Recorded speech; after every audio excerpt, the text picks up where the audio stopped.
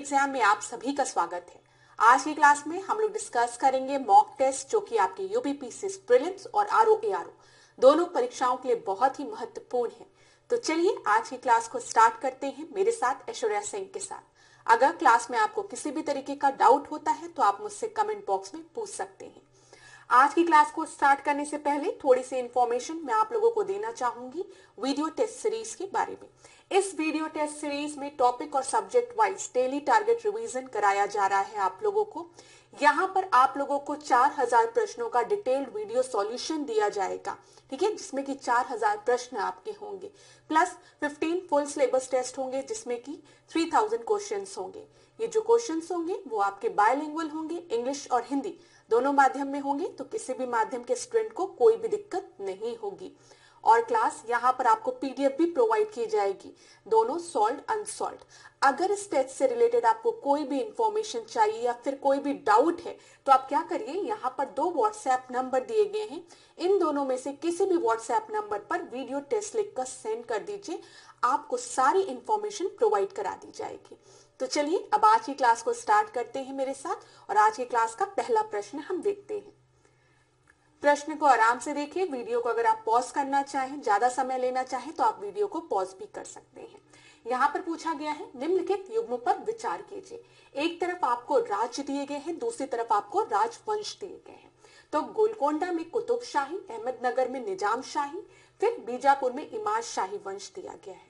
आपको बताना है जो प्रश्न में पूछा गया है क्वेश्चन में, which of the above pair is are not correctly matched, कौन सा करेक्टली मैच्ड नहीं है। ध्यान दीजिएगा, नॉट करेक्टली मैच्ड पूछा गया है।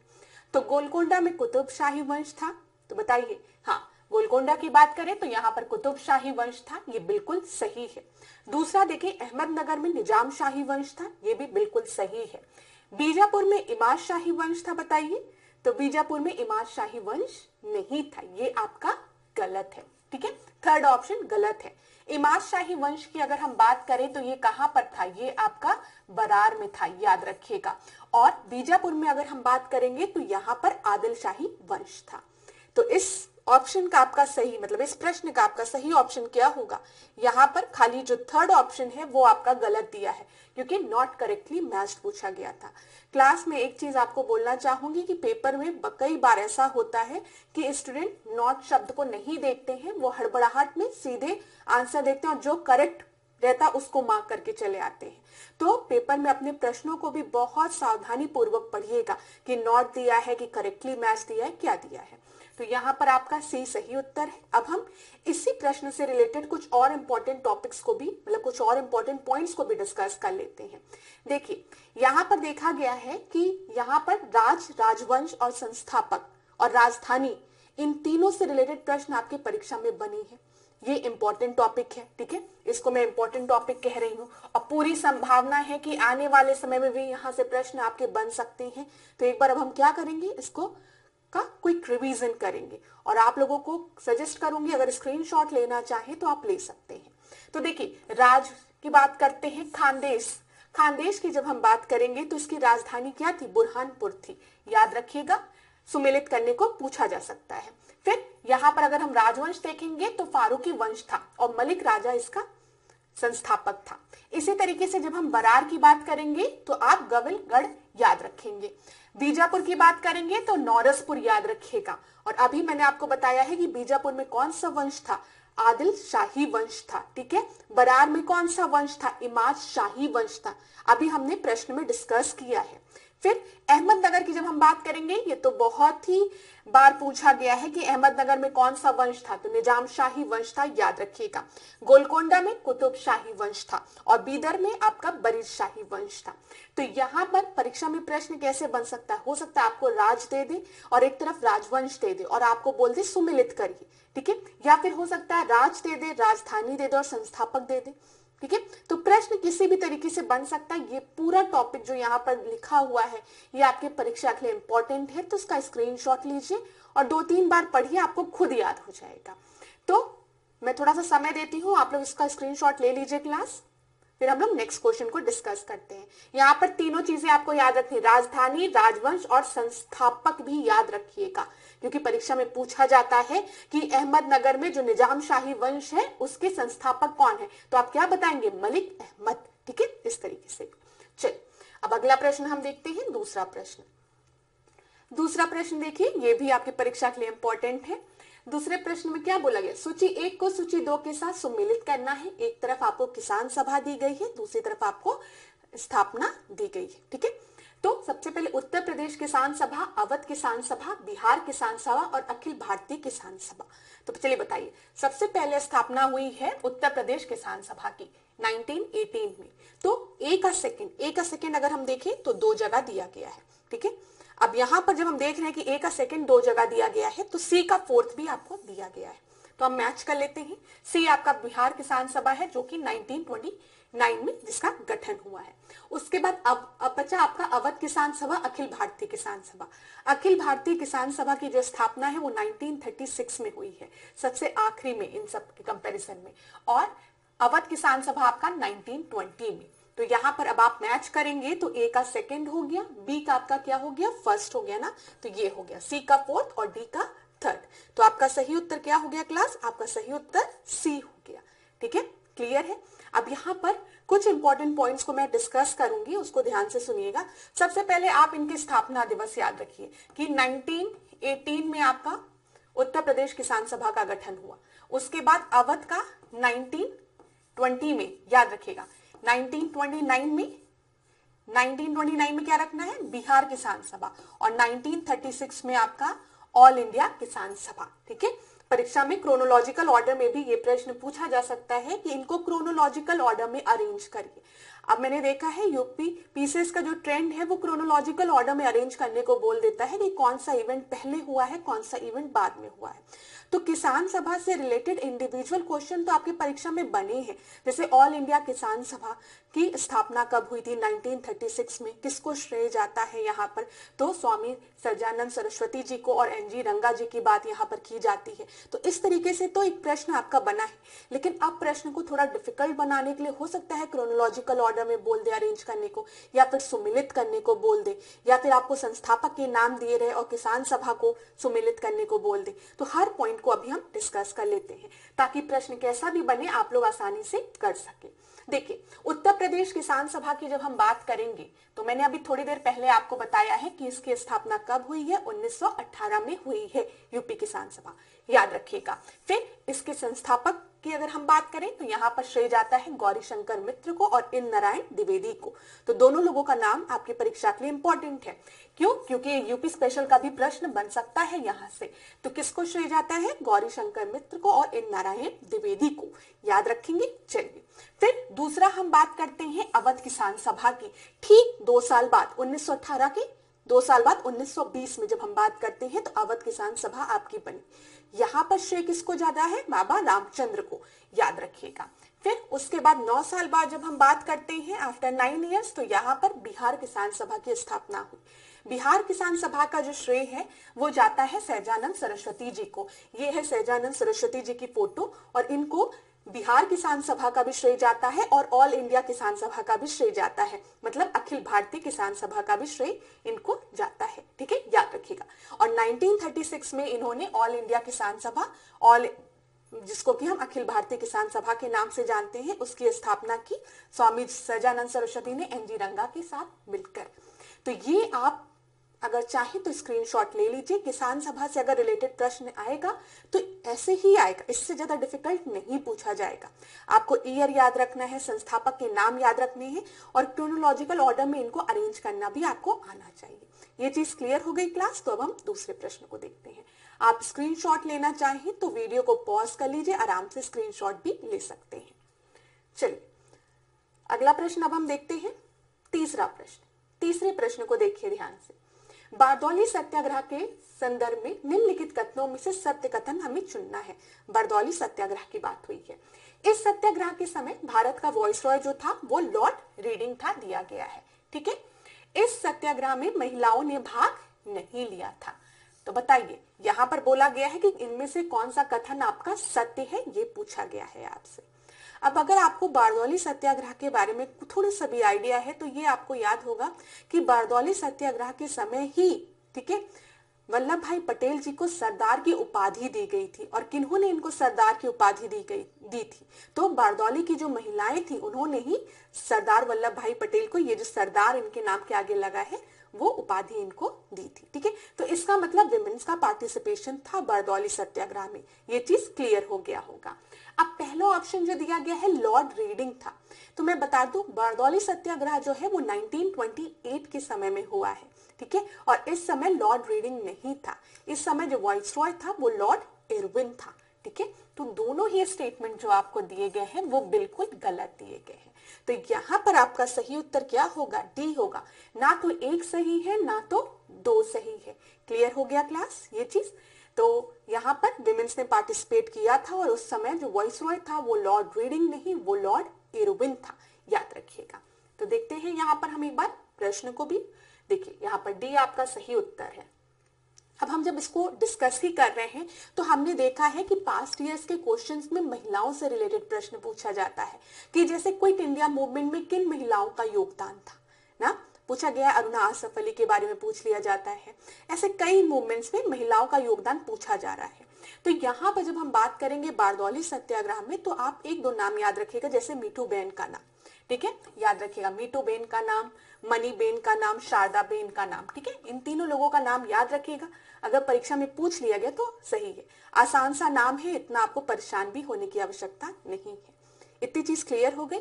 तो यहाँ पर मैंने जो भी इंपॉर्टेंट पॉइंट्स थे आपको बता दिए। अच्छा, एक चीज और बताऊंगी लॉर्ड इरविन के बारे में। जैसे जब हम लॉर्ड इरविन के बारे में बात कर ही रहे हैं और मैंने आपको बता दिया है कि बारदौली सत्याग्रह 1928 में हुआ है, तो 1928 के समय, आसपास के समय में जो और घटनाएं हुई हैं उनको भी हम एक बार डिस्कस कर लेते, क्विक रिवीजन करेंगे। तो सबसे पहले जब 1928 की बात आती है तो आपके दिमाग में एक साइमन कमीशन आना चाहिए। ठीक है, साइमन कमीशन की बात हमेशा होती है ना, तो साइमन कमीशन याद रखिएगा।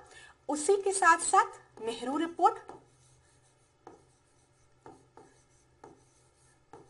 ठीक है, नेहरू रिपोर्ट आपके दिमाग में होना चाहिए। और फिर अगर हम 1929 के समय में आ जाएं तो यहां पर जो आपका लाहौर सेशन हुआ है आईएनसी का, जिसमें कि हमने क्या डिमांड रख दी है? पूर्ण स्वराज की।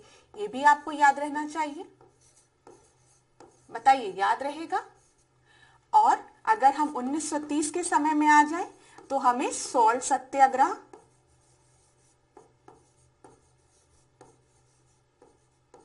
और क्या, सॉल्ट सत्याग्रह के साथ साथ सिविल डिसोबीडियंस मूवमेंट की जब हम बात करते हैं, ये चीज याद रहेगा। और फिर 1913 में ही आपका, इसी समय आपका फर्स्ट राउंड टेबल कॉन्फ्रेंस भी होगा। ठीक है, इतनी बात आपको इरविन से रिलेटेड याद रखना चाहिए। अब देखिए, जब हम साइमन कमीशन की बात करते हैं तो साइमन कमीशन वही कमीशन है जिसको कि अपॉइंट किया गया था 1919 के मॉन्टेग्यू चेम्सफोर्ड रिफॉर्म जो आया था ना, उसकी रिपोर्ट को रिव्यू करने के लिए। जो 1919 में आपका मॉन्टेग्यू चेम्सफोर्ड रिफॉर्म था, उसमें एक पॉइंट ये भी लिखा था कि 10 साल बाद एक कमीशन आएगी या कमीशन बनाई जाएगी जो कि इसके प्रोविजंस को एक बार रिवाइज करेगी। ठीक है, तो उसीलिए साइमन कमीशन को 10 साल पूर्ण होने के पहले ही अपॉइंट कर दिया गया था। लेकिन साइमन कमीशन जब भारत आया तो सब जगह काला झंडा दिखाया गया, गो बैक साइमन का नारा चल रहा था। क्यों? क्योंकि इसमें कोई भी भारतीय सम्मिलित नहीं थे, खाली यूरोपियंस थे, इसीलिए लोग इसके अगेंस्ट थे। ठीक है, दूसरी चीज, साइमन कमीशन के समय ही जब लाला लाजपत राय रैली निकाल रहे थे तो उनपे लाठीचार्ज कर दी गई, जिसके कारण उनकी मृत्यु हो जाती है। ये सब चीजें क्लियर है साइमन कमीशन से रिलेटेड। अब नेहरू रिपोर्ट की बात करें तो नेहरू रिपोर्ट किसने तैयार की थी? मोतीलाल नेहरू ने, याद रखिएगा। और नेहरू रिपोर्ट में हमने डोमिनियन स्टेटस की बात की थी, ये भी पॉइंट दिमाग में रखिएगा। जब नेहरू रिपोर्ट हमारी बनकर तैयार हो गई तो हमने ब्रिटिशर्स को 1 साल का समय दिया कि आप इस रिपोर्ट को इंप्लीमेंट करिए, जो हमारे प्रोविजंस हैं उनको देखिए। लेकिन ब्रिटिशर्स ने कोई भी एक्शन नहीं लिया। ठीक है, और 1 साल का समय बीत गया। अब 1929 का समय आया, दिसंबर का समय आया, तो यहाँ पर जो हमारे उस समय के यंग लीडर्स थे, जैसे सुभाष चंद्र बोस, ठीक है, आपके जवाहरलाल नेहरू, ये लोग थे। अब इनका क्या मानना था कि हमको पूर्ण स्वराज चाहिए। तो 1929 के इंडियन नेशनल कांग्रेस के लाहौर सेशन में हमने क्या कहा, अब हमें डोमिनियन स्टेटस नहीं चाहिए, ठीक है, अब हमें पूर्ण स्वराज चाहिए। तो वही आपसे प्रश्न बनता है कि ये जो मैं पॉइंट बताने जा रही हूं ध्यान से सुनिएगा। 1929 में लाहौर सेशन में रावी नदी के तट के किनारे झंडा फहलाकर जवाहरलाल नेहरू ने आईएनसी की मीटिंग में कहा कि आज से हमारी जो डिमांड है वो है पूर्ण स्वराज की, और आने वाली 26 जनवरी को हम पूर्ण स्वराज दिवस के रूप में मनाएंगे। ये चीज क्लियर हो गई। तो ये सारे पॉइंट्स आपके दिमाग में होने चाहिए, ठीक है। अब यहीं पर 1930 में हमारे यहाँ एक बहुत बड़ा सत्याग्रह होता है, सॉल्ट सत्याग्रह, ठीक है। आपको पता है जिसको कि हम दांडी मार्च भी कहते हैं। दांडी मार्च में क्या हुआ, एक मुट्ठी नमक बनाकर हमने जो ये सॉल्ट टैक्स था उसके तोड़ा, सिविल डिसोबीडियंस मूवमेंट, सविनय अवज्ञा आंदोलन। अब हम अवज्ञा करेंगे, जो कानून सही नहीं है उनकी अवहेलना करेंगे, अवज्ञा करेंगे, उनको तोड़ेंगे, ठीक है। तो फिर एक मुट्ठी नमक बनाकर कौन सा मूवमेंट स्टार्ट हुआ, सविनय अवज्ञा आंदोलन आपका स्टार्ट हुआ सॉल्ट सत्याग्रह के साथ, ठीक है। इसी समय फर्स्ट राउंड टेबल कॉन्फ्रेंस होती है, ये भी आप लोगों को पता होगा, जिसमें इंडियन नेशनल कांग्रेस पार्टिसिपेट नहीं करती है। और फर्स्ट राउंड टेबल कॉन्फ्रेंस में जब इंडियन नेशनल कांग्रेस, जो कि भारत में उस समय सबसे बड़ी पॉलिटिकल पार्टी थी, पार्टिसिपेट नहीं करती है, तो उसका कोई कंक्लूजन नहीं निकलता है और बोला जाता है किसी भी तरीके से सेकेंड राउंड टेबल कॉन्फ्रेंस में इंडियन नेशनल कांग्रेस का होना जरूरी है, जिसके कारण एक पैक्ट साइन होता है जिसको कि हम गांधी इरविन पैक्ट कहते हैं, ठीक है। गांधी इरविन पैक्ट जो है वो इरविन के समय में ही हुआ है, लेकिन इसके बाद इरविन की जगह विलिंगटन आ जाते हैं। तो कभी भी अगर परीक्षा में प्रश्न आपसे बने कि सेकेंड राउंड टेबल कॉन्फ्रेंस के समय, ध्यान से सुनिएगा क्लास जो पॉइंट बता रही हूँ, सेकेंड राउंड टेबल कॉन्फ्रेंस जब हुई तो उस समय भारत का वाइसरॉय कौन था, तो आप विलिंगटन का नाम बताएंगे, ठीक है। उस समय तक इरविन चले गए रहते हैं। ये चीज क्लियर हो गई। तो जितने भी इंपॉर्टेंट पॉइंट्स मैंने आपको बताए हैं, ये सारे पॉइंट्स आपके एग्जाम के लिए बहुत ही इंपॉर्टेंट है, तो याद रखिएगा। चलिए अब अगला प्रश्न हम देखते हैं। अगला प्रश्न देखिए, चौथा प्रश्न, आधुनिक भारतीय इतिहास की निम्नलिखित घटनाओं को क्रमबद्ध रूप में व्यवस्थित करिए। देखिए क्रोनोलॉजिकल ऑर्डर में अरेंज करने को बोल दिया गया है। यहाँ पर यंग बंगाल आंदोलन की बात है, फिर होम रूल लीग आंदोलन की बात है, कामागाटा मारू प्रकरण की बात है, फिर दिल्ली बम कांड की बात है। तो इसको आपको अरेंज करना है। तो यहाँ पर देखिए क्लास, अगर हम बात करें दिल्ली बम केस की, तो आप सभी को पता है दिल्ली दरबार जो है वो कब हुआ है, 1911 वाला समय है, ठीक है। यहाँ पर मैं लिखती हूँ थोड़ा सा, 1911 और 12 वाला समय हम इसको लेते हैं, ठीक है। और इस समय वाइसरॉय कौन है, तो लॉर्ड हार्डिंग है। लॉर्ड हार्डिंग के ऊपर ही तो बम गिराया था। किसने गिराया था बताइए, ये भी परीक्षा में प्रश्न बनता है। ये सब प्रश्न आपकी परीक्षा में बने हैं पहले। तो यहाँ पर रास बिहारी बोस ने, याद रखिएगा, ठीक है, रास बिहारी बोस ने बम फेंका था, ये भी पता है। और दिल्ली दरबार में हुआ क्या था क्लास, दिल्ली दरबार में जो इंडियन नेशनल, यहाँ पे मैं लिखती हूँ, दिल्ली दरबार की हम बात कर रहे हैं, ध्यान दीजिएगा। आप सभी को पता है कि 1905 में क्या हुआ, बंगाल का विभाजन हो गया, बंगाल को दो हिस्सों में बांट दिया गया, ठीक है। और 1911 आते आते इसी विभाजन को क्या कर दिया गया, रद्द कर दिया गया था 1911 में दिल्ली दरबार में। ये भी याद रखिएगा, परीक्षा में पूछा जाता है। और कैपिटल को ट्रांसफर कर दिया गया कोलकाता टू दिल्ली। ये इतने सारे पॉइंट्स आपके दिल्ली दरबार से रिलेटेड है। लॉर्ड हार्डिंग था, बम किसने फेंका था, रास बिहारी बोस ने फेंका था। जो 1905 का बंगाल का विभाजन था उसको रद्द कर दिया गया था और कैपिटल को ट्रांसफर कर दिया गया था कोलकाता टू दिल्ली। ये सारे पॉइंट मैंने आपको बता दिए इंपॉर्टेंट, ठीक है। कामागाटा मारू प्रकरण की अगर हम बात करेंगे तो ये आपका 1914 के समय का प्रकरण है, ठीक है, जिसमें कि क्या था, एक जो शिप थी वो आपकी कनाडा में जा रही थी, ठीक है, वहां पर इसको रोका नहीं गया, वापस भेज दिया गया।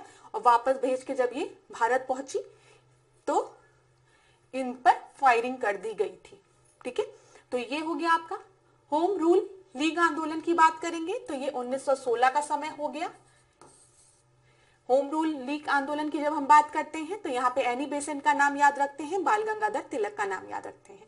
दोनों का जो होम रूल मूवमेंट था वो अलग अलग था, लेकिन याद रखिएगा दोनों लोगों का नाम। यंग बंगाल आंदोलन की बात करेंगे तो ये आपका 1800 समथिंग का समय है, हेनरी विविन लुइस डेरियोजा वाला।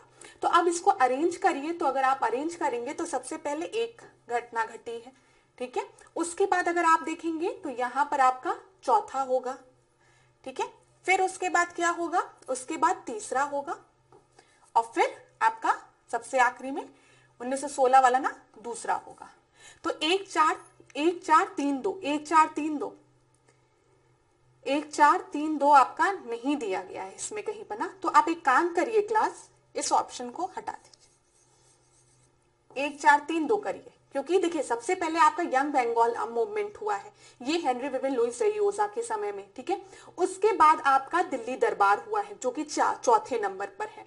फिर तीसरे नंबर पे कामागाटा मारू प्रकरण हुआ है, फिर दूसरे नंबर पर होम रूल मूवमेंट हुआ है, ठीक है। तो आपका सही ऑप्शन 1 4 3 2 होगा, यहाँ पर नहीं दिया गया है तो आप इसको डी ऑप्शन मार्क के सही कर सकते हैं, ठीक है। तो चलिए ये चीज क्लियर हो गई। अभी थोड़ा सा और डिस्कस कर लेते हैं, अगर किसी को भी कोई डाउट हो उस आंसर को हटाइए, मैंने डी ऑप्शन बना दिया है उसको। देखिए यंग बंगाल आंदोलन जो है वो आपका 1828 में हेनरी विविन लुइस रेयोजा के समय में हुआ था, ठीक है, क्लियर है। सबसे पहला ये हो गया। उसके बाद हम देखेंगे तो यहाँ पर आपका जो दिल्ली बम कांड हुआ है, ठीक है, ये आपका दूसरा हो गया। यहाँ पर रास बिहारी बोस का नाम आपको याद रखना है, इन्होंने इस कांड को अंजाम दिया था। फिर तीसरे नंबर पर आपका क्या है, कामागाटा मारू प्रकरण हुआ है, वो कब हुआ है, 1914 में हुआ है, तो ये तीसरा हो गया, ठीक है। और फिर उसके बाद होम रूल मूवमेंट जो कि मैंने आपको बता दिया, तो वहां पर जो ऑप्शन हमने डी बनाया था वो आपका सही था, ये आपका क्लियर हो गया होगा। कोई डाउट नहीं होगी ना? अगर कोई भी डाउट होता है तो आप कमेंट बॉक्स में मुझसे पूछ सकते हैं, ठीक है क्लास, याद रखिएगा। अच्छा, किसी भी चीज में दिक्कत होती है तो कमेंट बॉक्स में आप मुझे बता दिया करिए। चलिए यहाँ पर अब हम अगला प्रश्न देखते हैं, पांचवें प्रश्न को। पांचवा प्रश्न क्या है, मध्य पाषाण कालीन स्थलों के संदर्भ में निम्नलिखित कथनों में से सत्य कथन का चयन करना है, हमको करेक्ट स्टेटमेंट चूज करना है। बागौर मध्य पाषाण कालीन गुजरात में स्थित है, इसको हम अंडरलाइन करते हैं, ठीक है। मध्य पाषाण कालीन स्थल लंगनाच का उत्खनन बीबी लाल द्वारा किया गया था। तो आपको बताना है इनमें से कौन सा स्टेटमेंट आपका करेक्ट है। तो मैं आंसर बताऊंगी, इसके पहले अगर आपको वीडियो पॉज करके खुद आंसर देना है तो आंसर दे लिया करिए। मैं ये चीज बार बार हर लेक्चर में आपसे कहती हूँ कि प्रश्न देखने के बाद मैं बहुत ज्यादा समय आप लोगों को इसलिए नहीं देती हूँ क्योंकि कम समय में हम ज्यादा क्वेश्चन कवर कर सके, ठीक है। तो अगर आपको ऐसा लगता है कि मैम बहुत जल्दी आंसर दे रही है तो जैसे प्रश्न दिखे वीडियो को पॉज कर लीजिए, आराम से प्रश्न पढ़ लीजिए, मन में उत्तर सोच लीजिए, फिर मैम के एक्सप्लेनेशन को सुनिए तो आपको भी क्लियर होगा। तो यहाँ पर देखिए जो दोनों ही स्टेटमेंट आपको दिए गए हैं वो बिल्कुल गलत दिए गए हैं। तो यहाँ पर जो आपका सही उत्तर है वो क्या हो जाएगा, ना तो एक सही है ना ही दो सही है, ठीक है। पांचवे का आपका जो उत्तर है वो क्या है, ना ही एक आपका सही है ना ही दो सही है। यहाँ पर हम देख लेते हैं, देखिए डी आपका सही उत्तर है। अब देखिए जब हम बागौर की बात कर रहे हैं तो पहली चीज जो दी गई है ये मध्य पाषाण कालीन है, ये आपका बिल्कुल सही है, लेकिन ये गुजरात में नहीं है। ये कहां पर है, ये राजस्थान में है, याद रखिएगा कहां पर है, राजस्थान में है। और अगर बागौर के उत्खनन की बात करेंगे तो इसके उत्खनन का श्रेय बीएन मित्र को जाता है, ठीक है, याद रखिएगा, याद रहेगा। और एक चीज और, ये कोठरी नदी पर है, के तट पर है। अब परीक्षा में देखा जा रहा है कि प्लेसेस के नियर बाय जो रिवर है उनसे रिलेटेड भी प्रश्न बनता है, तो याद रखिएगा कोठरी नदी के। अब लंगनाच की अगर हम बात करेंगे, जो लंगनाच है ये भी आपका एक मध्य पाषाण कालीन स्थल ही है, ठीक है, जो कि कहां पर स्थित है, गुजरात में स्थित है, ठीक है। लंगनाच गुजरात, बागौर राजस्थान, याद रखेंगे आप लोग, हाँ। और इसके उत्खनन का श्रेय जो है वो एसडी संकालिया को जाता है। आपके टेस्ट में क्या दिया गया था, अभी क्वेश्चन में क्या दिया गया था, दिया गया था कि जो लंगनाच मध्य पाषाण कालीन स्थल है उसके उत्खनन का श्रेय बीएन मित्र को जाता है, जो कि गलत था, ठीक है। इसके उत्खनन का श्रेय किसको जाता है, एसडी संकालिया को जाता है। और बीएन मित्र को जो श्रेय है वो किसके लिए जाता है, वो बागौर के लिए जाता है, जो कि आपका कहां पर है, राजस्थान में है। चलिए क्लियर हो गया होंगे सारे पॉइंट। नेक्स्ट प्रश्न को देखते हैं। अब हम नेक्स्ट प्रश्न को देखिए क्लास, छठवें प्रश्न को। 6 प्रश्न को देखिए, निम्नलिखित में से कौन सा शासक गुलाम वंश से संबंधित नहीं था। बहुत ही आसान प्रश्न है, ठीक है, मैं इसको आसान प्रश्न ही कहूंगी। तो समय लीजिए, स्लेव डायनेस्टी से कौन बिलोंग नहीं करता था, तो इल्तुतमिश स्लेव डायनेस्टी से बिलोंग करता था, ठीक है। फिर अलाउद्दीन मसूद शाह बिलोंग करता था, नसीरुद्दीन महमूद बिलोंग करता था, लेकिन यहाँ पर मोहम्मद शाह जो है वो आपका स्लेव डायनेस्टी से बिलोंग नहीं करता था, और यही प्रश्न आपका बना है। तो ध्यान दीजिएगा, ऐसे क्वेश्चन पहले पूछे जाते थे, अभी रिसेंट में तो नहीं पूछे गए हैं स्लेव डायनेस्टी से, लेकिन तब भी हो सकता है रिपीट हो जाए। ठीक है, जो भी बहुत इंपॉर्टेंट प्रश्न है उसको मैं मेंशन कर दूंगी कि ऐसे प्रश्न पूछे जाते हैं। अभी इस तरीके के प्रश्न नहीं पूछे गए हैं, लेकिन तब भी हमारा कर्तव्य है कि हम पढ़ लें, अगर रिपीट कर गया तो दिक्कत हो जाएगी। तो यहाँ पर मैंने आपको बता दिया है कि ऑप्शन में जो इल्तुतमिश दिया है, अलाउद्दीन मसूद शाह दिया है, नसीरुद्दीन महमूद जो है, ये सारे आपके गुलाम वंश के हैं। और जब हम मोहम्मद शाह की बात करेंगे तो ये गुलाम वंश के नहीं, ये सैयद वंश के हैं, याद रहेगा। चलिए अगला प्रश्न हम देखते हैं। अगला प्रश्न देखते हैं क्लास 7वां प्रश्न। कथन, विजयनगर साम्राज्य में कुल 3 वंशों ने शासन किया था। विजयनगर साम्राज्य का बहमनी साम्राज्य से निरंतर संघर्ष चलता रहा था। तो आपको बताना है इनमें से कौन सा स्टेटमेंट आपका सही है, कथन कारण है। तो ये तो आपको पढ़ते ही समझ में आ गया होगा कि कथन और कारण एक दूसरे को सपोर्ट नहीं कर रहे हैं। ठीक है, विजयनगर साम्राज्य की अगर हम बात करेंगे तो यहाँ पर क्या 3 राजवंश थे कि 4 थे, बताइए, थोड़ा सा सोचिए। तो 3 थे कि 4 थे? तो 3 वंशों ने शासन किया था। विजयनगर साम्राज्य का बहमनी साम्राज्य से निरंतर संघर्ष चलता रहा। तो यहाँ पर जो आपका सही है ये सेकंड ऑप्शन तो आपका सही है। बहमनी साम्राज्य से इनका संघर्ष चलता तो रहा था, लेकिन विजयनगर साम्राज्य में आपके 3 नहीं 4 वंश थे। ठीक है, तो यहाँ पर आपका सही क्या हो जाएगा, ए गलत है किंतु आर सही है, तो डी आपका सही उत्तर हो जाएगा। ठीक है, अब यहाँ पर देखिए डी आपका सही उत्तर है। विजयनगर साम्राज्य में मैंने आपको बताया कि कुल 4 राजवंश थे, जिसमें कि संगम वंश सबसे पहले, फिर सालुव वंश, तुलुव वंश और अरावेडु वंश, याद रखिएगा। ठीक है, संगम, सालुव और तुलुव और अरावेडु वंश आपको याद रखना है। और बहमनी साम्राज्य के साथ इनका निरंतर संघर्ष चलता रहा, तो वो एक जनरल सा स्टेटमेंट है और आपका सही भी है। यहाँ पर एक इंपॉर्टेंट चीज आपको याद रखना है, वो है तालीकोटा का युद्ध। ठीक है, तालीकोटा का युद्ध वो कब हुआ है, 1565 में हुआ है। परीक्षा में प्रश्न बना है यहाँ से। अगला प्रश्न अब हम देखते हैं 8वां प्रश्न। 8वां प्रश्न देखिए, जैव विविधता के मापन हेतु निम्नलिखित में से कौन सी विधि प्रयुक्त नहीं होती है। तो कौन सी विधि प्रयुक्त नहीं होती है, मेजरमेंट नहीं यूज होता है बायोडायवर्सिटी को मेजर करने के लिए। तो अल्फा बायोडायवर्सिटी दिया है, गामा, डेल्टा, बीटा। तो यहाँ पर आपका सही उत्तर क्या होगा, देखिए अल्फा से हम मेजर करते हैं, ठीक है, हम बीटा से भी मेजर करते हैं और गामा से भी मेजर करते हैं, लेकिन डेल्टा से नहीं। तो यहाँ पर आपका सही उत्तर सी हो जाएगा। ठीक है, इसके थ्रू हम मेजरमेंट नहीं करते हैं बायोडायवर्सिटी का, तो आपका सही उत्तर सी है। यहाँ पर मैं थोड़ा सा एक्सप्लेन करूंगी आपको। देखिए अल्फा बीटा गामा को समझने के लिए एक साधारण सा एग्जाम्पल देती हूँ, ज्यादा कंफ्यूजन नहीं होगी जिसमें। अब अगर मैंने कोई भी एक इकोसिस्टम लिया है, मैंने टेरेस्ट्रियल इकोसिस्टम लिया है, समझिए। अब इंग्लिश हिंदी वाला खेल इसमें मत परेशान होइएगा, जो बता रही हूं उसको ध्यान पूर्वक सुनिएगा। मैंने आपसे कहा एक जंगल है, ठीक है। अब बहुत बड़ा जंगल है, तो इस जंगल में कई पेड़ होंगे, छोटे छोटे प्लांट्स होंगे, ग्रासेस होंगी, ठीक है। अलग अलग तरीके के जानवर भी आपके होंगे, यहाँ पर होंगे, ठीक है। यहाँ पर हो सकता है कोई मतलब पानी हो, ठीक है, पानी हो, यहाँ पर कोई नदी बह रही हो या फिर तालाब हो, कुछ भी हो सकता है। तो अब हम इस जंगल को लेकर ही समझते हैं। जब हम यहाँ पर एक सिंगल कम्युनिटी में डाइवर्सिटी देखेंगे, ठीक है, जैसे मैंने आपसे कहा कि चलो हम डाइवर्सिटी मेजर कर रहे हैं, जैव विविधता को मेजर कर रहे हैं, तो मैंने आपसे कहा कि जो एक पेड़ पे जितने भी जीव जंतु हैं, जैसे अलग अलग तरीके की विभिन्न चिड़िया हैं, बस हम उनमें देख रहे हैं क्या विविधता है। हम एक सिंगल पेड़ को जब देख रहे हैं, मैंने कहा कि इस एक सिंगल पेड़ को मैं ले रही हूँ, इस पेड़ को, और इसमें जो जैव विविधता है मैं उसको मेजर कर रही हूँ। तो उस जैव विविधता को मेजर करने के लिए हम कौन सा टर्म यूज करते हैं, अल्फा डाइवर्सिटी, बस सिंपल सा। अब इसी पेड़ को हम कई और पेड़ों के साथ या छोटे छोटे और जो ग्रीन प्लांट्स हैं उनके साथ इकट्ठा करके अब जैव विविधता को हम देख रहे हैं। इतने ढेर सारे पेड़ पौधे में किन किन तरीके की पक्षी या जीव जंतु रह रहे हैं, हम ये देख रहे हैं, तो वो बीटा डाइवर्सिटी हो गई।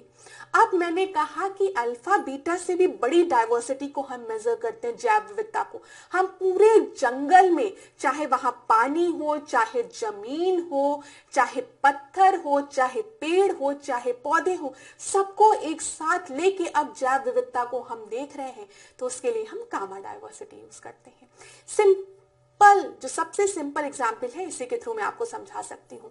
आप बुक में पढ़ने जाएंगे तो कंफ्यूजन होने लगती है। अल्फा बीटा गामा डाइवर्सिटी क्या है? हम कहें कि ये आपकी अल्फा डाइवर्सिटी है, तो ये आपकी बीटा डाइवर्सिटी कही जा सकती है और ये आपकी गामा डाइवर्सिटी कही जा सकती है। जो मेजरमेंट का ओरिजिन है ना, उसको हमने और वास्ट कर दिया। अगर अल्फा में हम एक छोटे से पेड़ में डाइवर्सिटी को देख रहे थे, एक सिंगल कम्युनिटी को देख रहे थे उसके डाइवर्सिटी को, तो बीटा में हमने उसी पैमाने को और बड़ा कर दिया और गामा में पूरे इकोसिस्टम को हमने कवर कर लिया। ठीक है, हो सकता है दो डिफरेंट इकोसिस्टम को भी हम बीटा गामा में कवर कर रहे हो सकता है टेरेस्ट्रियल को एक्वेटिक से हम कंपेयर कर रहे हो, ये भी हो सकता है। तो ओरिजिन आपका बढ़ रहा है। तो अल्फा बीटा गामा जो है वो जैव विविधता को मेजर करने के लिए यूज होती है। क्लियर हो गया होगा? कोई भी डाउट होगी, कोई भी डाउट होगा, ठीक है, होगा, उस पर मत जाना, बस कमेंट बॉक्स में पूछ लेना। ठीक है, अब चलो 9वें प्रश्न को देखते हैं। निम्नलिखित में से किस पुरस्कार को ग्रीन ऑस्कर के नाम से भी जाना जाता है? एकदम आसान सा प्रश्न है। तो यहाँ पर बताइए, राइट लाइवलीहुड अवार्ड को, स्टॉकहोम वाटर प्राइज अवार्ड को, एनर्जी ग्लोबल अवार्ड को या विटले अवार्ड को? तो ग्रीन ऑस्कर के नाम से हम किसको जानते हैं, बताइए क्लास। तो यहाँ पर देखिए, ग्रीन ऑस्कर के नाम से हम विटले अवार्ड को जानते हैं। डी आपका सही उत्तर है। तो ये डायरेक्ट प्रश्न था, इसमें कुछ ऐसे एक्सप्लेन करने की जरूरत नहीं है। देख लीजिए, विटले अवार्ड को ग्रीन ऑस्कर पुरस्कार के नाम से भी जाना जाता है। यह पुरस्कार प्रतिवर्ष ब्रिटेन की संस्था विटले फॉर नेचर द्वारा प्रदान किया जाता है और इसकी शुरुआत कब की गई थी? 1994 में एडवर्ड विटले द्वारा की गई थी। ठीक है, अगला प्रश्न देखते हैं। 10वां प्रश्न देखिए, निम्नलिखित युग्मों में से कौन सा सही सुमेलित है, पूछा गया है। एक तरफ आपको विद्रोही नेता दिए गए हैं, विद्रोह को कुचलने वाले दिए गए हैं, और आपको 1857 के विद्रोह के बारे में दिया गया है। ठीक है, तो इसको अरेंज करते हैं। जब कानपुर की बात करेंगे तो नाना साहेब कालिन कैंपबेल ने इस विद्रोह का दमन किया था। ठीक है, लखनऊ में बेगम हजरत महल, अच्छा मैच करते हुए चले ना, ज्यादा अच्छा रहेगा। अगर आपको समय चाहिए तो वीडियो को पॉज कर लीजिएगा। देखिए, कानपुर विद्रोह की बात करेंगे तो नाना साहेब विद्रोह के नेता थे, एकदम सही है। लखनऊ में बेगम हजरत महल एकदम सही है। झांसी में रानी लक्ष्मीबाई एकदम सही है, परीक्षा में कई बार पूछा गया। इधर आपको दिया गया है विद्रोह को कुचलने वाले, तो कानपुर विद्रोह को किसने कुचला था? कॉलिन कैंपबेल ने। ठीक है, कैंपबेल ने। तो यहाँ पे याद रखिएगा, कैंपबेल द्वारा इसको कुचला गया था। फिर कानपुर और लखनऊ बगल बगल में है, तो लखनऊ विद्रोह को भी कैंपबेल ने ही कुचला था। ठीक है, कैंपबेल ने ही कुचला था। तो लखनऊ और कानपुर दोनों विद्रोह को। फिर रानी लक्ष्मीबाई, झांसी के विद्रोह की बात करेंगे तो ये यूरोज द्वारा, बिल्कुल सही है। तो यहाँ पर तीनों ही आपके सही हैं। उत्तर क्या हो जाएगा? डी आपका सही उत्तर हो जाएगा। अब क्लास हम थोड़ा सा और इंपॉर्टेंट पॉइंट्स को डिस्कस कर लेते हैं। यहाँ पर देखिए, यहाँ पर तीनों ही आपके सही दिए गए हैं। अब यहाँ पर ध्यानपूर्वक देखिएगा, विद्रोह के नेता दिए गए हैं, विद्रोह का दिन दिया गया है, विद्रोह को कुचलने वाले दिए और समर्पण का दिन दिया गया है। अब ये टॉपिक जो है आप में से ज्यादातर स्टूडेंट को पता है कि इंपॉर्टेंट है। आप अगर प्रीवियस ईयर के क्वेश्चंस देख रहे होंगे तो आप ये भी देखते हैं कि यहाँ से प्रश्न बनता है, लेकिन प्रश्न बनने के तरीके में बदलाव किया जा रहा है। मैं फिर से कहूंगी आपसे, हम हमेशा ध्यान देते हैं कि विद्रोही नेता कौन है, उसको कुचला कौन है। एक बार अभी रिसेंट में किसी परीक्षा में, मुझे याद नहीं आ रहा है, अगर आपको याद होगा तो कमेंट बॉक्स में जरूर बताइएगा मुझे, कि परीक्षा में ऐसा प्रश्न बना था कि इन विद्रोह को आपको क्रोनोलॉजिकल ऑर्डर में अरेंज करना था, कहां पर विद्रोह पहले हुआ था, कहां पर विद्रोह बाद में हुआ था। तो इसको क्रोनोलॉजिकल ऑर्डर में अरेंज करने को पूछ लिया गया था। तो ये पूछा गया प्रश्न है। कमेंट बॉक्स में बताइएगा किस पेपर में पूछा गया। आप में से सारे स्टूडेंट्स अपीयर होते हैं तो आप लोगों को पता भी होगा। तो यहाँ पर देखिए, दिल्ली की बात करें तो आपको पता है शुरुआत ही कहां से होती है? दिल्ली। ठीक है, यहाँ पर अगर हम देखेंगे तो बहादुर शाह जो आपके एक मुगल एम्परर थे, 11 मई 1857 इसको कुचला कौन, किसके द्वारा गया था? हडसन और निकलसन द्वारा। और समर्पण का दिन आपका 20 सितंबर 1857। लखनऊ में आप सभी को पता है बेगम हजरत महल का नाम, ठीक है। यहाँ पर 4 जून 1857 याद रखिएगा, और कैंपबेल द्वारा इसको कुचला गया। कानपुर नाना साहेब तात्या तोपे, याद रहेगा, याद ही होगा आप लोगों को, 5 जून 1857, और कैंपबेल द्वारा इसको भी कुचला गया था। झांसी ग्वालियर की बात करें तो रानी लक्ष्मीबाई तात्या तोपे, ठीक है, जून का ही समय है, जनरल यूरोस। फिर जगदीशपुर की बात करते हैं तो कुंवर सिंह, परीक्षा में कई बार पूछा गया है सुमिलित करने में, कुंवर सिंह, ठीक है, 12 जून 1857, और मेजर विलियम टेलर द्वारा इसको दमन किया गया था। फैजाबाद मौलवी अहमदुल्ला, ठीक है, 1857, और जनरल रेनान द्वारा। इलाहाबाद की बात करेंगे तो लियाकत अली, ठीक है, ये आपका कर्नल नील द्वारा इसका दमन किया गया था। फिर बरेली खान बहादुर और विसेंट आयर द्वारा इसका दमन किया गया था। आप चाहे स्क्रीनशॉट ले लीजिए, फिर मैं बताऊंगी। एक बार पेपर में इसको क्रोनोलॉजिकल ऑर्डर में अरेंज करने को बोल दिया गया था कि कहां पर विद्रोह पहले हुआ था, कहां पर विद्रोह बाद में हुआ था। तो मैं थोड़ा सा साइड होती हूँ, आप स्क्रीनशॉट लीजिए, आराम से इसको याद कर लीजिएगा, इंपॉर्टेंट है परीक्षा के लिए आपके। चलिए ले लीजिए स्क्रीनशॉट, अगला प्रश्न देखते हैं।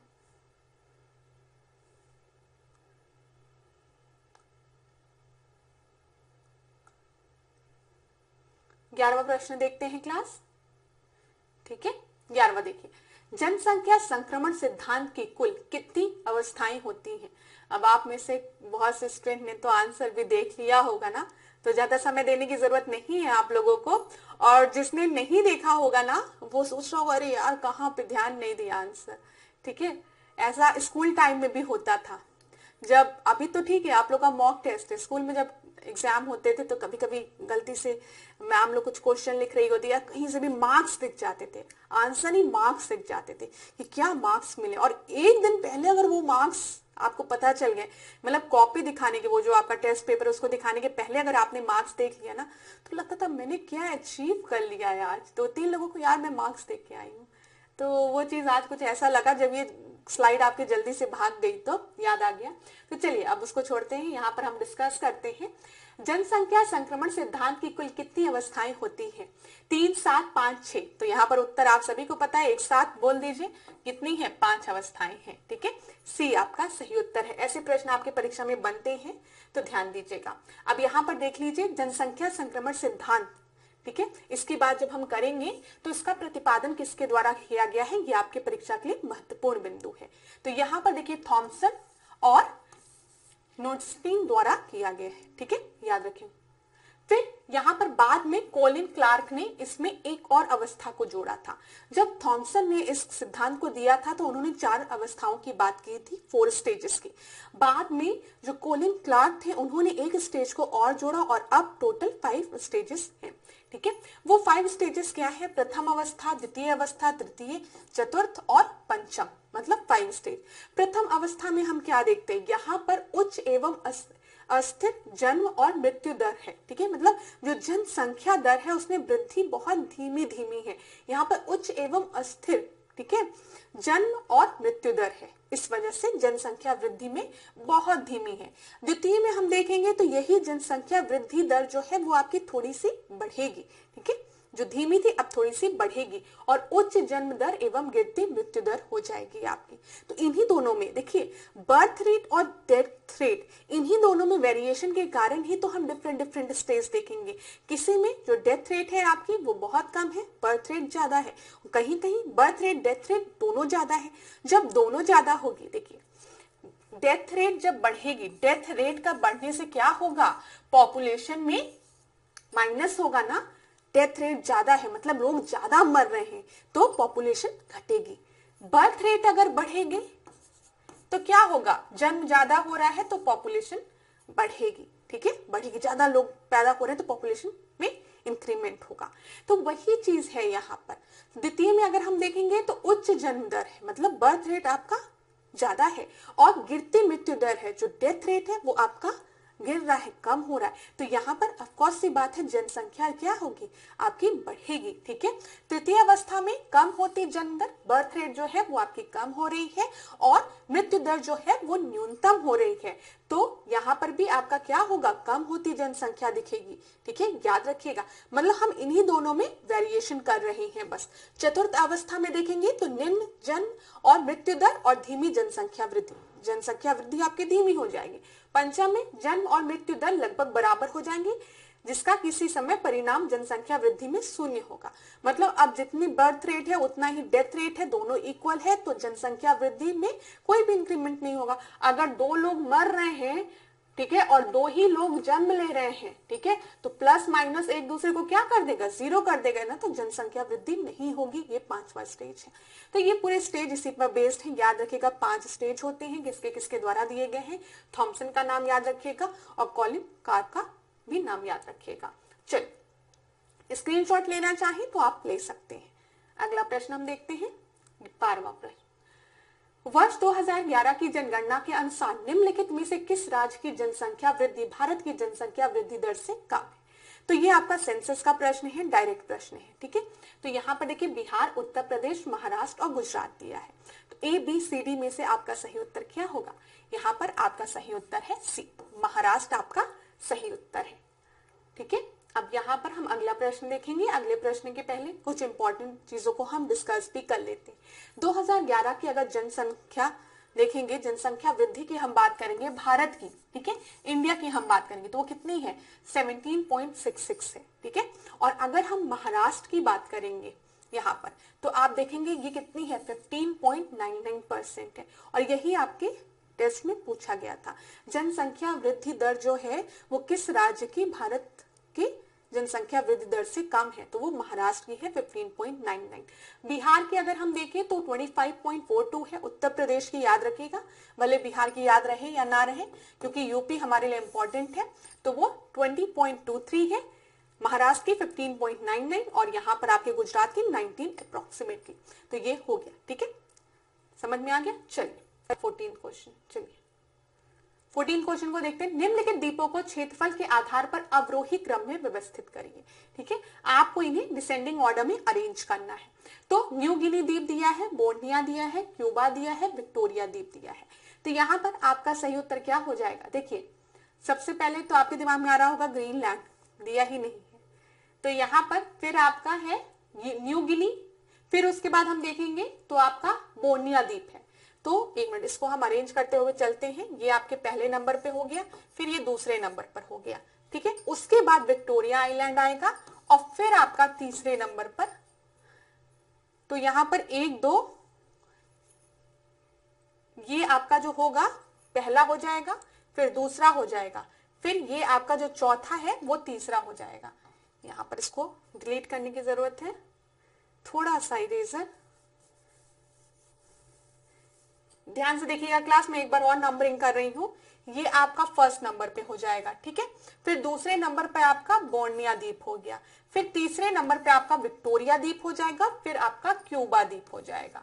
तो आपका सही उत्तर क्या होगा? 1 2 4 3। ठीक है, 1 2 4 3। क्लियर हो गया?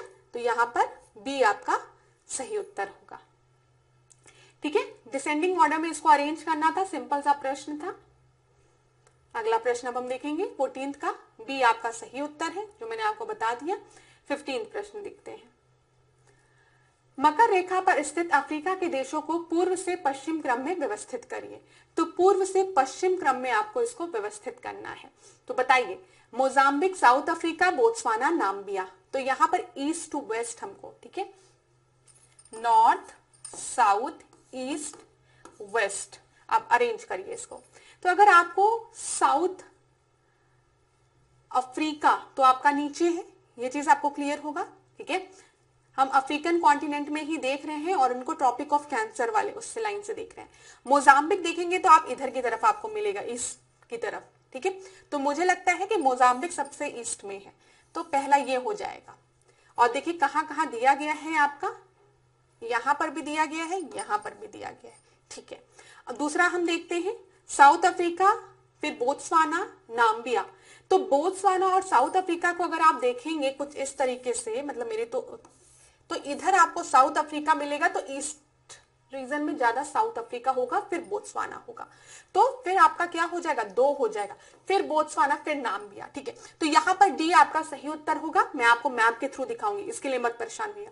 यहाँ पर आंसर क्या आपका सही है, डी आपका सही उत्तर है। अब हम इसको एक बार मैप में देख लेते हैं ताकि आपको ज्यादा क्लियर हो जाए। देख लीजिए क्लास, यहाँ पर आपको ये दिख रहा है साउथ अफ्रीका जो मैंने आपको बोला, इधर आपको मोजाम्बिक दिख रहा है, इधर बोत्सवाना और इधर नाम्बिया।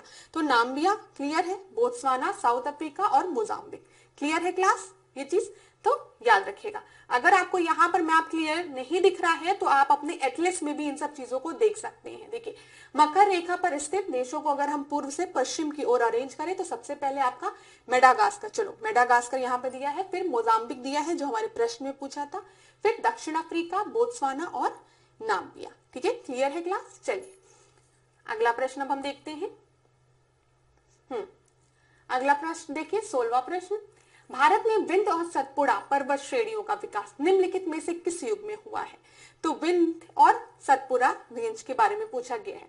तो प्री कैम्ब्रियन युग में, ठीक है, कैलिडोनियन युग में, या हार्शेनियन युग में, या फिर उसके बाद एल्पाइन युग में। तो यहाँ पर आपका सही उत्तर क्या होगा, एबीसीडी में से, एबीसीडी में से जो आपका सही उत्तर है वो है हार्शेनियन युग में।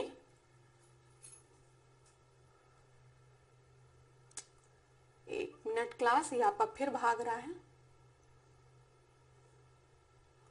हाँ चलिए, यहां पर देखिए थोड़ा सा, यहां पर आपका सही उत्तर क्या है, हार्शेनियन युग, जो मैं आपको बता रही थी, सी आपका सही उत्तर है। ठीक है, तो विंध्यन और सतपुड़ा का जो निर्माण है इन पर्वत श्रेणियों का, वो आपका हुआ है हार्शेनियन युग में।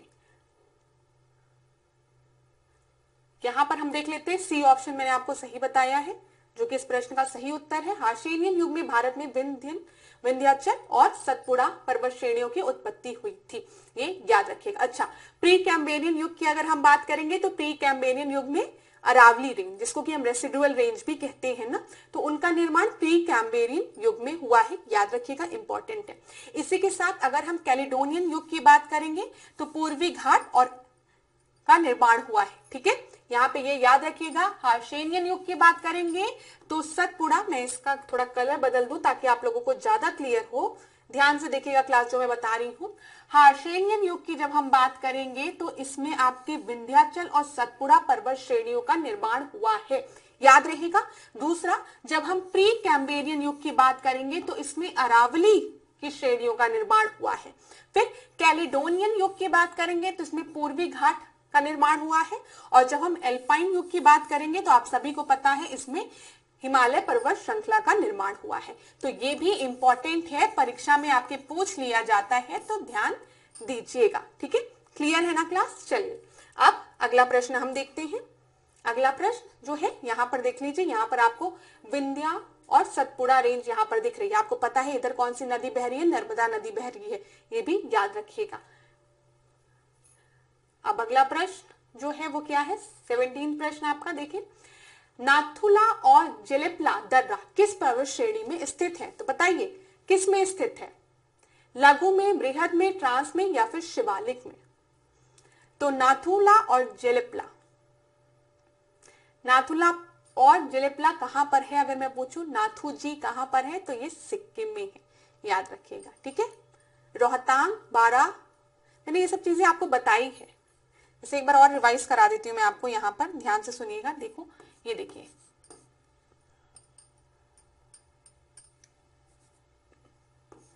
रोहतांग, बारालाचा, शिपकिला, ये सब कहां पर है, ये सब आपके हिमाचल प्रदेश में है। मैंने आपको एक ट्रिक बताया था कि ऐसे इमेजिन करो, एक शिप है, ठीक है, और इसमें बहुत हिम्मत चाहिए, हिमाचल की हिम्मत चाहिए।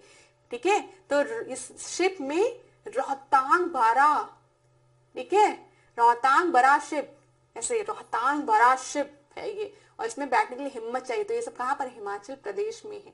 नाथू जी की हम बात करेंगे तो नाथू जी कहां पर है, ये आपके सिक्किम में है। ठीक है, लिप नीतिमान, लिप नीतिमान ये सब कहां पर है, तो मैं आपको बस एक रिवाइज करा रही हूं।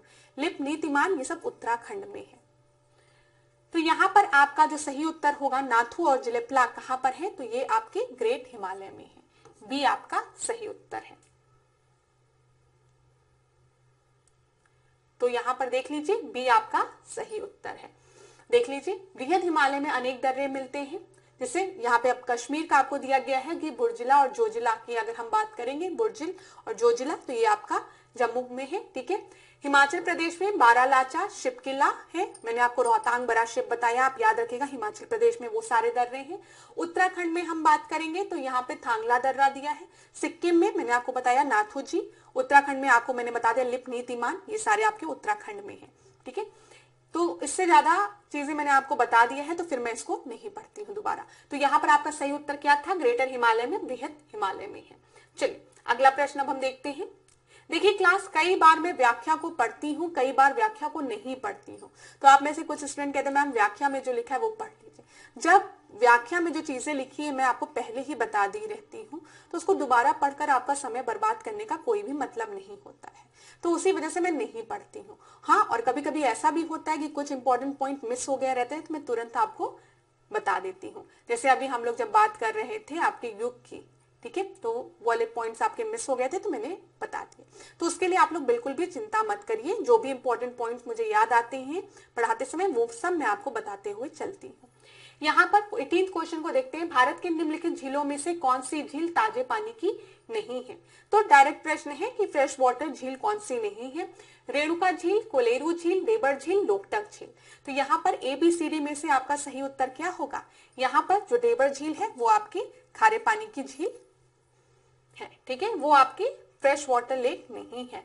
तो यहाँ पर C आपका सही उत्तर होगा। ठीक है क्लास, डायरेक्ट प्रश्न था, कुछ ऐसे एक्सप्लेन करने की आवश्यकता नहीं है। यहाँ पर आप देख लीजिए जो देवर झील है वो कहां पर है, वो राजस्थान में उदयपुर में लोकेटेड है। ठीक है, यह झील खारे पानी की झील है, ना कि फ्रेश वाटर झील है, जो कि मैंने आपको बताया। चलिए अगला प्रश्न अब हम देखते हैं। अगला प्रश्न देखिए 19th प्रश्न को, निम्नलिखित में से कौन सा युग्म सुमेलित नहीं है? तो यहाँ पे परियोजना दी गई है और राज्य दिए गए हैं, तो ध्यान से देखिएगा। तिस्ता परियोजना आपका सिक्किम में है, बताइए सही है? हाँ सही है। जवाई परियोजना कहां पर है? हिमाचल प्रदेश में है, हाँ है, सही है। ऊपरी भद्रा परियोजना कर्नाटक में है, हाँ है, सही है, सही है, सही है। भीमा परियोजना जो है वो गुजरात में नहीं है, वो महाराष्ट्र में है।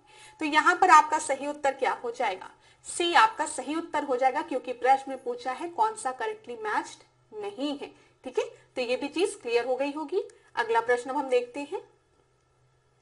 अगला प्रश्न देखिए क्लास, सी आपका सही है। देखिए भीमा परियोजना अगर हम देखेंगे तो इसमें भीमा 1 और भीमा 2 परियोजना जो है वो आपकी पावना नदी पर है। ठीक है, पवाना नदी पर है, ये याद रखिएगा। और ये दोनों परियोजनाएं जो है वो आपके महाराष्ट्र में है, ना कि गुजरात में। क्लियर हो गया? चलिए अगला प्रश्न 20वां प्रश्न देखते हैं। निम्नलिखित में से कौन सा युग्म सुमेलित नहीं है? तो जल्दी से बता दीजिए। यहाँ पर देखिए ये आर्टिकल, ये आपका यहाँ पर कुछ थोड़ा सा ये इंग्लिश में दिक्कत दे दिया है, लेकिन आप इसको देखिए। यहाँ पर 371C की बात किया गया है, सिक्किम दिया है, जी में आपका मिजोरम दिया है। ठीक है, इसको आप आर्टिकल 371G करिए और यहाँ पर मिजो कर लीजिए, मिजोरम की बात की गई है। फिर उसके बाद 371I में आपके गोवा की बात की गई है, और 371J में कर्नाटक की बात की गई है। आपसे बोला गया है कौन सा आपका करेक्टली मैच नहीं है, तो यहाँ पर कौन सा करेक्टली मैच नहीं है बताइए? तो यहाँ पर आपका ए करेक्टली मैच नहीं है। ठीक है, और सब आपका करेक्टली मैच्ड है। यहाँ पर हम व्याख्या एक बार देख लेते हैं ताकि आपको याद रहे, परीक्षा में यहाँ से प्रश्न बनता है। देखिए 371 की जब हम बात करेंगे तो ये आपका महाराष्ट्र और गुजरात से रिलेटेड है। फिर उसके बाद ABCDEFGHIJ तक आता है, याद रखिएगा। मैंने आप लोगों को पहले के टेस्ट में भी एक ट्रिक बताई थी इसको याद करने की। अगर आपके पास इससे बेहतर ट्रिक है तो आप उससे याद करिए। तो मैंने जो याद किया था वो तो इससे याद किया था, न मास। ठीक है, फिर उसके बाद मग। तो मैंने क्या याद किया था? न मास मग। अब मुझे क्या फायदा हुआ, जब मैंने याद किया तो ए जो है वो एन से नागालैंड के लिए है, ठीक है। बी की बात करेंगे तो ये असम के लिए है, एम की बात करेंगे तो ये मणिपुर के लिए है, और यहां पर जब हम देखेंगे क्लास डी और ई तो ये दोनों आपके आंध्र प्रदेश के लिए है, ठीक है। तो 2 बार ए लिखा है। फिर हम एफ पे आते हैं तो ये सिक्किम के लिए है, ये आपका मिजोरम के लिए है। फिर यू यहां पर अगर हम देखेंगे मग तो यहां पर ये आपका अरुणाचल प्रदेश के लिए है। तो अरुणा का यू मैंने ले लिया था क्योंकि बार बार ए आप लेंगे तो अरुणाचल आंध्र और उसमें कंफ्यूजन हो जाती है। तो मेरे दिमाग में ये था कि जो पहला ए है वो तो मेरा असम के लिए है, 2 बार जो ए आया है वो आंध्र के लिए है, ठीक है, आंध्र और तेलंगाना के लिए, और लास्ट में जो यू वाला है वो अरुणाचल यू, ठीक है। तो अरुणाचल प्रदेश के लिए है, जी आपका गोवा के लिए है, के आपका कर्नाटक के लिए। यहां से प्रश्न बनता है, इंपॉर्टेंट है। अब आप किसी भी तरीके से याद करें, ये आप पे डिपेंड करता है। मैंने नमाज मक करके 2-3 बार बोला था तो मुझे याद हो गया था। अब आप जैसे भी याद करो, याद कर लेना क्योंकि प्रश्न बनता है, ठीक है। तो क्लास अब इसी प्रश्न के साथ आज के सेशन को हम एंड करेंगे। नेक्स्ट क्लास में हम आपसे मिलेंगे, ठीक है। नेक्स्ट क्लास में मैं आप लोगों से मिलूंगी और कमेंट बॉक्स में बताइएगा जरूर आज की क्लास आपको कैसी लगी। फिर नेक्स्ट क्लास में अगर आपको कोई भी दिक्कत होती है तो आप मुझे कमेंट बॉक्स में बताइएगा, मैं आपको नेक्स्ट क्लास में उस चीजों को डिस्कस कर लूंगी। तो आज के सेशन को यहीं पे एंड करते हैं, नेक्स्ट क्लास में मिलते हैं। आशा करती हूँ आप लोग खूब पढ़ें, खूब आगे बढ़े। और फिर एक बार जाते जाते बोलूंगी, हर बार आपने मेरी आवाज में ये सब बातें सुनी होगी, लेकिन आज मैं आपको एक चीज और कहूंगी क्लास, ये जो प्रिपरेशन फेज होता है ना, ये बहुत कठिन होता है, ठीक है। कठिन इसलिए होता है क्योंकि हमारे अंदर का जो उत्साह है वो कभी बहुत ज्यादा होता है, कभी कम हो जाता है। आज मूड अच्छा है तो लगेगा कि अब भी इसी साल बस अब बनने वाले हैं ऑफिसर और सब एग्जाम क्वालिफाई होने वाला, एकदम मोटिवेटेड रहते हैं।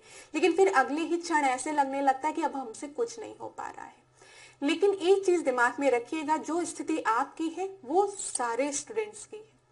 कोई भी स्टूडेंट ये नहीं जानता है कि उसका सिलेक्शन होगा कि नहीं होगा। हाँ, बस ये है कि मेहनत लोग करते हैं, ठीक है, ईमानदार रहते हैं अपने प्रति। तो अपने प्रति ईमानदार रहिए। जब भी घबराहट हो, शीशे के सामने अपना चेहरा देखिए, अपने माँ बाप को याद करिए। देखिए, हताश होने के लिए, कभी भी परेशान होने के लिए फैमिली को नहीं याद करना चाहिए। कुछ बच्चे ऐसे होते हैं ना कि जो परिवार को याद करके और हो जाते हैं, मतलब वो रोने लगेंगे, उनको समझ ही नहीं आएगा अब हम क्या करेंगे। देखिए, सबसे बड़ी जो कीमती चीज है वो आप खुद हैं आपके परिवार के लिए। ये चीज याद रखिए, आपका होना आपके परिवार के लिए सबसे बड़ा गिफ्ट है। फिर उसके बाद अब आपको अपने जीवन को एक सही दिशा में ले जाना है और उसके लिए आपको कर्म करना पड़ेगा, मेहनत करना पड़ेगा, ठीक है। हाँ, अगर बहुत मेहनत करने के बाद भी आपको रिजल्ट नहीं मिल रहा है, ठीक है, लेकिन आपने पूरी मेहनत की है, तो मैं आपको बता दूं आपके लिए भगवान ने कुछ और बड़ी चीज सोची होगी। इस अप्रोच को तो आपको एक्सेप्ट करना ही पड़ेगा, ऑप्टिमिस्टिक अप्रोच तो आपको रखना ही पड़ेगा अपने जीवन के प्रति। तो अपने प्रति ईमानदार रहिए। कभी भी घबराहट हो, शीशे में अपने आप को देखिए, कहिए मैं कर सकता हूं, मैं कर सकती हूँ, ठीक है। और अब जब प्रीलिम्स इतने करीब आ रहा है तो ये सोचने का समय नहीं है कि मैंने सही किया कि गलत किया। अब जिस दिन प्रीलिम्स में अपीयर हो जाऊंगा या हो जाऊंगी, उसके बाद आके डिसाइड करूंगी कि अभी आगे क्या करना। अब प्रीलिम्स के पहले ये नहीं सोचूंगी कि कुछ जॉब कर लूं कि किसी कुछ छोड़ दूं प्रिपरेशन। अरे, जब इतने साल दिया तो आखिरी समय पे कैसे पीछे हट सकते हैं। युद्ध में कूदे हो तो लड़ के तो हटो, ठीक है। अगर जीत जाओगे तो बहुत बढ़िया, नहीं तो योद्धा तो कहलाओगे ही। तो एकदम कभी भी हताश मत होइएगा, पढ़ते रहिए, ईश्वर पर विश्वास रखिए, माँ बाप के आशीर्वाद पर विश्वास रखिए, जो आपके प्रियजन है जिनका आशीर्वाद आपके साथ सदैव है उनके आशीर्वाद पर विश्वास रखिए, खुद की मेहनत पर विश्वास रखिए। उसके लिए आपको मेहनत करनी पड़ेगी, परिश्रम करिए, सही तरीके से परिश्रम करिए। अपने आंसर्स को, जो भी आप लिखते हो या फिर अगर आप मेंस की भी तैयारी कर रहे हो तो आंसर्स को इवैल्यूएट करो।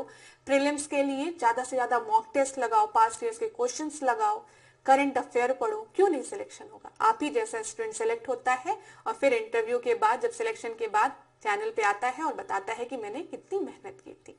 तो धन्यवाद क्लास, आशा करती हूँ आप लोग खूब पढ़ें, खूब आगे बढ़े, अपने स्वास्थ्य का ध्यान रखिएगा और बिल्कुल भी परेशान होने की आवश्यकता नहीं है। ठीक है, सब अच्छा होगा। Thank you.